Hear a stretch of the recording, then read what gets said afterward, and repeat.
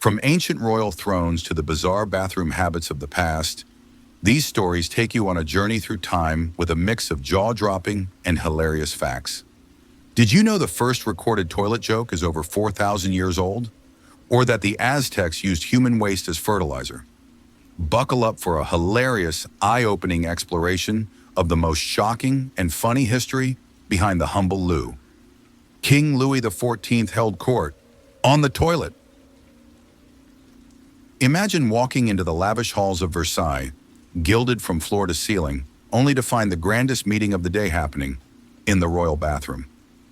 Yes, you heard that right. France's son king, Louis XIV, famously held court while sitting on his commode. Cloaked in velvet and surrounded by gold, he would conduct royal business from a seat not on a throne of power, but quite literally a toilet. This wasn't some odd habit in secret. No, this was a spectacle. Nobles, ministers, and foreign dignitaries would eagerly gather in his chamber as the king held court, relieving himself while issuing orders, hearing reports, and accepting petitions. Far from being scandalized, members of the court vied for a chance to be present. Being near the king, even during his most personal moments, was considered the ultimate honor. The logic? Proximity to the king equaled influence. In a time when royal favor could make or break careers, witnessing the king's morning routine was a coveted privilege. Louis XIV understood the power of spectacle and control. By transforming even his toilet time into a public ritual, he reinforced the idea that everything revolved around him, just as the planets revolve around the sun. So while most monarchs kept their private business private, Louis turned his bodily functions into political theater. It was bizarre, bold, and very on-brand for a ruler who lived by the motto, "L'État, c'est moi." I am the state. Only in the court of Louis XIV could a royal flush have nothing to do with cards and everything to do with power. Ancient Romans used shared sponges. Yes, really. Imagine answering nature's call in a bustling Roman public toilet. Stone benches with keyhole-shaped openings, all lined up with zero privacy. But the real shocker? The toilet paper. Forget soft rolls and sanitary wipes. Romans used a tersorium, a sponge attached to a wooden stick. And here's the kicker. Everyone shared it. Yes, shared. These communal butt sponges were stored in jars of vinegar or salt water, meant to sanitize them between uses.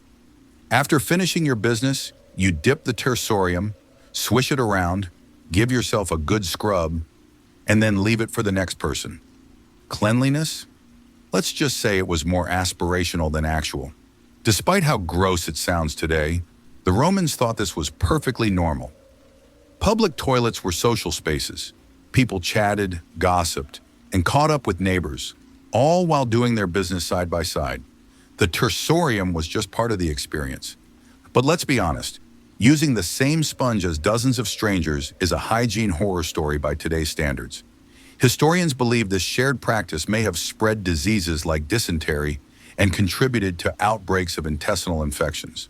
Still, it was a clever, if cringe-worthy solution in a time before modern plumbing and personal hygiene. Some ancient texts even mention a sarcastic saying about being wiped by the sponge, a nod to how unpleasant or humiliating it could be. No wonder wealthier Romans often opted for private toilets with their own personal sponges, or avoided them altogether.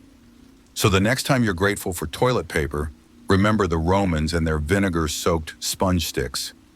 Shared sponges might have built an empire's sanitation system, but let's just say it's one tradition we're glad didn't stick around. Toilet paper was once a luxury, seriously. Today we barely think twice about grabbing a roll of soft, cushy toilet paper.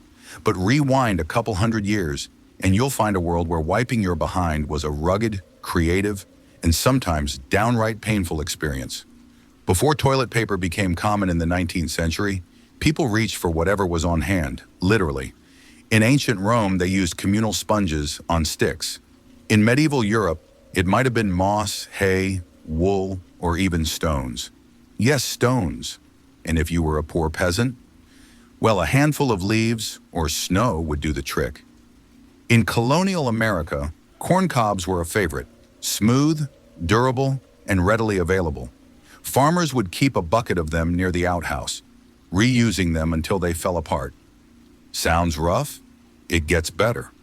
When printed materials became more widespread, people started wiping with newspapers, pages from books, and most famously, the Sears Roebuck catalog. The catalog became an outhouse staple, not just for shopping dreams, but for cleaning up afterward. It was free, had lots of pages, and the paper was thin and soft enough to do the job. It wasn't until 1857 that toilet paper as we know it was invented by Joseph Gaiety, who marketed medicated paper in flat sheets. But it took decades for rolls of toilet paper to catch on. In fact, early advertisements struggled to mention what the product was for, because talking about bathroom habits was considered taboo. So next time you reach for a plush, double-ply roll, take a moment to appreciate the luxury. From corn cobs to catalogs, people have come a long way in the quest for a clean behind. And let's be honest, no one's longing for the good old days of stone wiping anytime soon. Medieval castles had garderobes, toilets with a twist. Think medieval castles were all grand feasts and royal romance?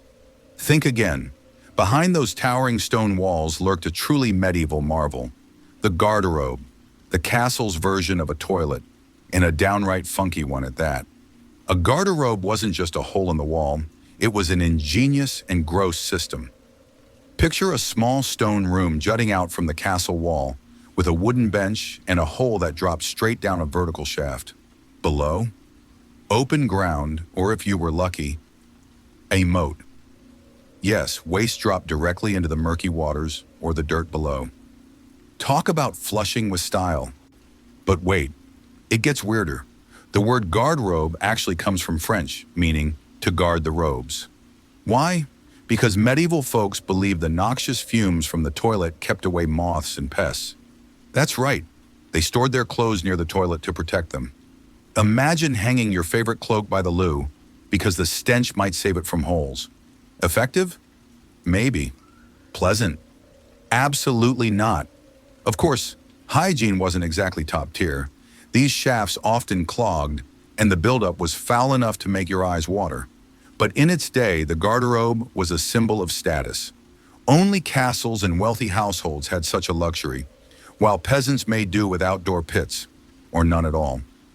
Some castles even had multiple garderobes in a row, turning it into a kind of medieval bathroom stall lineup. Cozy. So next time you complain about a public restroom, just remember the brave souls of the Middle Ages, doing their business in a stone closet over a moat. The garderobe, where royalty reigned and relieved themselves. Queen Elizabeth I refused a flush toilet. Even royalty has limits. In an age of powdered wigs and royal pageantry, one invention was truly ahead of its time: the flush toilet. Long before modern plumbing, Sir John Harington, a courtier and godson to Queen Elizabeth I, designed a water-flushing toilet in 1596. Ingenious and revolutionary, it could have changed history, but Her Majesty wasn't having it. Sir John installed one of his water closets in his own home, and even gifted a custom version to Queen Elizabeth herself, hoping to impress her with this marvel of modern comfort. The device used a cistern to flush waste away with water, a concept centuries ahead of its time. But there was just one problem. Elizabeth refused to use it. The Virgin Queen, ruler of an empire and face of the English Renaissance, was apparently too squeamish for flushing. Instead, she stuck with the tried and true method of the day: the chamber pot, a bowl placed under the bed or behind a screen, emptied by servants. Despite its genius, Harrington's invention was flushed from favor. The Queen reportedly found the gurgling sounds and mechanical nature of the toilet unsettling, far less dignified than a discreet pot and a helpful attendant. Ironically, she praised Harrington's intelligence and wit. He even wrote a book on sanitation, but wasn't ready to trade royal tradition for indoor plumbing. The flush toilet wouldn't catch on widely for another 2 centuries, but Harrington is still remembered as the toilet godfather. So next time you hear the flush and think nothing of it, remember, one of England's greatest queens had the chance to be the first royal to rule the porcelain throne, and politely passed. Some things, it seems, were just too modern, even for royalty. Vikings had communal toilets, and we know what they ate. When you think of Vikings, you probably picture fierce warriors, long ships slicing through icy waters, and epic battles under stormy skies. But here's a less heroic yet fascinating side of Viking life. Communal toilets. That's right. The mighty Norsemen weren't just raiders and explorers. They also shared their bathroom breaks. Archaeologists have uncovered evidence of large latrines in Viking settlements like Jorvik, modern-day York, and even in remote Scandinavian villages. These weren't just holes in the ground. They were constructed toilet areas used by many people, sometimes entire households or communities. Thanks to permafrost and preserved waste, researchers have found fossilized Viking poop. Yes, actual Viking poo. And what it reveals is incredible. Inside these ancient droppings, scientists discovered animal bones, plant matter, and even parasite eggs. That's right. We now know what Vikings had for dinner and what gave them tummy trouble afterward. Their diet was hearty, lots of meat, grains, berries, and fish. But along with all that came uninvited guests, parasites like whipworms and roundworms likely spread due to those shared latrines and limited hygiene. Communal toilets were practical for cold climates, but they weren't exactly sanitary. Still, these humble latrines give us a priceless peek into everyday Viking life. They tell stories of what people ate, how they lived, and yes, how they pooped. So next time you imagine a Viking warrior raising his axe, remember, even the fiercest raiders had to answer nature's call. And when they did, it was probably next to a neighbor, in a drafty wooden stall, over a pit full of history. Fearsome in battle, fearless in the bathroom, Vikings truly did everything together. People once thought toilet gases could kill. Deadly smells and fragrant fears. In the 1800s, a simple trip to the toilet wasn't just unpleasant, it was thought to be potentially deadly. Thanks to the infamous miasma theory, people believed that bad smells, especially those wafting from toilets and sewers, were the source of deadly diseases like cholera, typhoid, and plague. According to this theory, miasmas were invisible, poisonous vapors that rose from decaying waste and filth. Breathing them in, people feared, could sicken or even kill you. The toilet, with its foul odors and gurgling drains, was seen as a sinister gateway for these deadly gases to enter the home. The fear was very real, and it changed the way people built bathrooms. Victorian-era homes were suddenly equipped with elaborate ventilation systems, S-shaped plumbing traps to block gas backflow, and air shafts designed to whisk away the evil-smelling air. Toilets became high-tech, for the time, all in an effort to survive a simple bathroom break.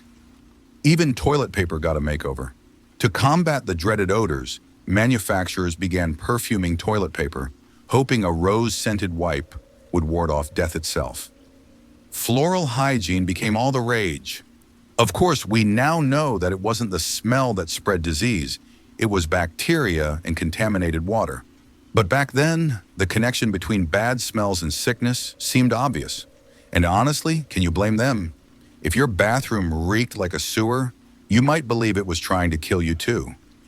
So the next time you light a candle in the restroom or reach for air freshener, just remember, people once believed toilet stench could be your final breath. Thankfully, science flushed that theory away. The first toilet joke is over 4,000 years old, and it's about a fart. Think toilet humor is lowbrow? Think again, it's ancient. One of the world's oldest recorded jokes comes from Sumer, the cradle of civilization, dating all the way back to 1900 BCE. And yes, it's about a fart. That's right, 4,000 years ago, someone carved a joke into a clay tablet, and it involved bathroom humor. The joke, written in Sumerian, goes something like this. Something which has never occurred since time immemorial, a young woman did not fart in her husband's lap. Sure, the punchline may feel a little lost in translation. Ancient humor was weird, but the message is clear. Farts were funny then, just like they are now. It's a reminder that even the earliest civilizations couldn't resist a giggle about bodily functions.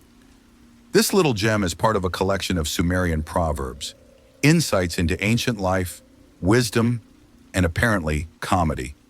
It's proof that humans have always found bathroom mishaps hilarious. Whether it's a royal on a throne, literally, or a fart at the wrong moment, some things never change. So next time someone rolls their eyes at a poop joke or a bathroom pun, remind them it's a tradition over 4 millennia old. Even in the ancient world, when writing meant chiseling into clay and cities were built from mud bricks, someone still thought, you know what? A fart joke belongs here. Toilet humor might not be high literature, but it's eternal. From the dusty plains of Mesopotamia to modern memes, one thing's clear. Bathroom laughs are truly timeless. The Aztecs used human waste as fertilizer, eco-warriors of the 14th century. Forget compost bins and green thumbs. The Aztecs were going full eco-friendly centuries before it was cool. In the heart of their mighty empire, long before modern sewage systems, they had an ingenious and surprisingly sustainable solution. They collected human waste and used it as fertilizer. Yes, you heard that right. The Aztecs didn't just flush and forget. In the bustling city of Tenochtitlan, with its grand temples and canals, public latrines were part of daily life. But what happened to all that waste? Instead of letting it pollute waterways or pile up, they gathered it, loaded it into canoes, and shipped it out to the countryside, where it was used to enrich farmland. It wasn't just practical, it was brilliant. The nutrient-rich waste helped boost crop production, keeping the soil fertile and food supplies strong. This early form of human manure recycling made the Aztecs one of the most environmentally forward-thinking civilizations in history. Talk about zero-waste living, 14th century style. Farmers welcomed the precious cargo, using it on chinampas, floating gardens, to grow maize, beans, and squash with stunning efficiency. In a world without chemical fertilizers, the Aztecs had already figured out nature's loop. What comes out must go back in. Sure, the thought might make modern stomachs turn, but the Aztecs were way ahead of their time. They turned something dirty into something vital, turning waste into life and closing the circle of sustainability. So next time you're tossing scraps into a compost bin, give a nod to the ancient Aztecs. They were paddling canoes full of poop to save the planet, long before eco-friendly was even a word. Now that's what we call going green. George Washington had an outhouse for every guest. Presidential potty planning. America's first president wasn't just a revolutionary hero, he was a master of hospitality, and that included the toilet situation. At his grand estate of Mount Vernon, George Washington made sure guests experienced top-tier comfort, even when nature called. While most 18th century homes had to make do with a single smelly outhouse, or none at all, Washington took things to the next level. He installed multiple outhouses, strategically scattered across the estate so that every guest had access to their own private necessarium. No lines, no waiting, no awkward knocking. These weren't just holes in the ground either. Washington's privies were ventilated, private, and placed with careful attention to the view. Yes, he wanted guests to enjoy a scenic moment of peace while doing their business. Overlooking the rolling fields or the Potomac River? Now that's luxury. Each outhouse was constructed with brick and featured ventilation shafts to reduce odors, a surprisingly modern touch. He even had one cleverly hidden beneath a beautiful garden structure called the summer house, proving that even toilet time could be tasteful. Washington hosted diplomats, dignitaries, and friends alike, and he believed comfort was king. From grand dinners to clean outhouses, he ensured that Mount Vernon ran with presidential precision. Even the plumbing, or lack thereof, reflected his attention to detail. So while George Washington may be remembered for leading armies and founding a nation, don't forget this fun fact. He also revolutionized restroom hospitality. When you enjoy a clean, uncrowded bathroom at a fancy event, raise a salute to the man who made sure every guest had a throne of their own. Because even the father of his country knew, when you gotta go, you shouldn't have to wait.